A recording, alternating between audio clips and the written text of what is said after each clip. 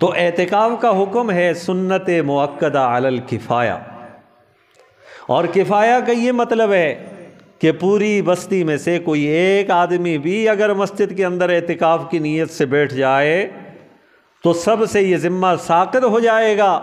اگر خدا نخواستہ کوئی ایک آدمی بھی نہ بیٹھے اس بستی میں سے، اس بستی کی جامع مسجد میں اعتکاف کی نیت سے کوئی بھی نہ بیٹھا تو سب کے سب گناہگار ہوں۔ تو اعتکاف یہ سنت مؤکدہ ہے، اور اس کا وقت کب شروع ہوتا ہے؟ 20واں روزہ۔ جب 20واں روزہ ہونا تو سورج غروب ہونے سے پہلے پہلے بندہ اس کی نیت کر لے، اور مغرب کے فوراً بعد جو ہے وہ اس مقام پر بیٹھ جائے تو اس کا جو ہے یہ مسنون اعتکاف ہوگا۔ اگر وہ مغرب سے پہلے پہلے مسجد کے اندر نہیں آیا، افطاری کرنے کے بعد آیا ہے، اس کا اعتکاف یہ نفلی اعتکاف تو کہلایا جائے گا، لیکن سنت اعتکاف اس کو نہیں کہا جا سکتا۔ سنت اعتکاف یہ ہے کہ 20ویں روزے اس کے غروب آفتاب سے پہلے پہلے وہ نیت کرے اور مسجد کے اندر آ کر اعتکاف کی نیت کرتے ہوئے مسجد میں آ جائے، تو اس کا یہ اعتکاف صحیح ہوگا، وگرنہ اس کا اعتکاف درست نہیں ہوگا۔ تو اعتکاف کے لیے 3 باتیں سامنے آئیں۔ پہلی بات کہ اس کا حکم کیا ہے؟ یہ سنت مؤکدہ علی الکفایہ ہے، اور کفایہ کا مطلب بھی آپ نے جان لیا۔ اور دوسرا یہ ہے کہ اس کا وقت کب شروع ہوگا۔ تیسری بات یہ ہے کہ اس کے علاوہ بھی کیا اعتکاف ہو سکتا ہے؟ تو شریعت مطہرہ نے اس کی تفصیل بیان فرمائی ہے کہ 3 طرح کا اعتکاف ہوتا ہے۔ ایک اعتکاف وہ ہے جو واجب ہے، ایک اعتکاف وہ ہے جو سنت ہے، اور ایک اعتکاف وہ ہے جو نفل ہے۔ واجب اعتکاف کیا ہے؟ مثلا کسی شخص نے یہ نظر مانی کہ میرا فلاں کام ہو جائے تو میں اتنے دن کے لیے اعتکاف میں بیٹھوں گا،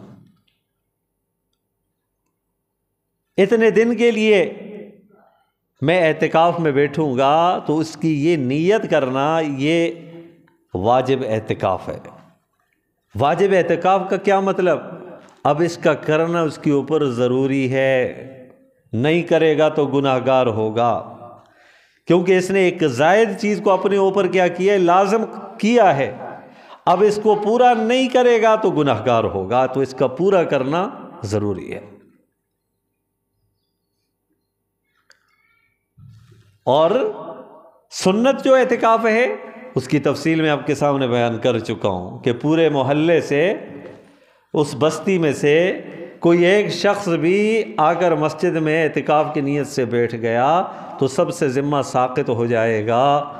کوئی نہ بیٹھا تو سب کے سب گناہگار ہوں گے، اور وہ 20ویں روزے کے غروب آفتاب سے پہلے آ کر